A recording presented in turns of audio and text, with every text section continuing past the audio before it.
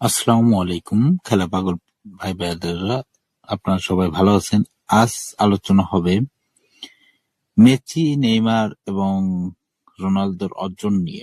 তো চলুন শুরু করা যাক ভিডিওটি। প্রথমে শুরু করতে যাচ্ছি মেসির। মোট ট্রফি সংখ্যা আছে 46টি। এটি সব মিলিয়ে ক্লাব এবং জাতীয় দল মিলে। তিনি বার্সার হয়ে লা লিগা, কোপা দেল রে এবং চ্যাম্পিয়ন লিগ এবং ক্লাব বিশ্বকাপ জয়লাভ করছে। পিএসজির হয়ে একটি শিরোপা অর্জন করছে এবং মায়ামির হয়ে MLS এ অনেক পুরস্কার অর্জন করছে। তার সেরা অর্জন 2022 সালের বিশ্বকাপ এবং 2021 সালের কোপা আমেরিকা।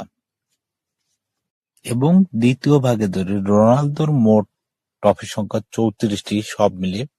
তিনি তার পেশাদার ফুটবলে তিনি ম্যান ইউ, রিয়াল মাদ্রিদ এবং জুভেন্টাস এই ক্লাব হয়ে খেলছেন এবং বর্তমানে তিনি আল নাসেরের হয়ে খেলেন।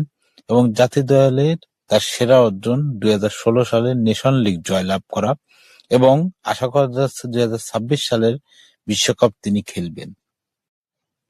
এবং নেইমার জুনিয়র, যিনি বর্তমান সান্তোসে খেলছেন এবং তিনি তার যে ফুটবল ক্যারিয়ার সেখানে সান্তোস থেকে শুরু করছিল। তিনি সান্তোসের হয়ে একটি ট্রফি জয়লাভ করছেন, সেটা হলো কোপা লিবার্তাদোরেস। তিনি এটি সান্তোসের হয়ে জয়লাভ করছিল এবং বার্সার হয়ে তিনি লা লিগা, কোপা দেল রে এবং 15 সালে চ্যাম্পিয়ন লিগ জয়লাভ করে।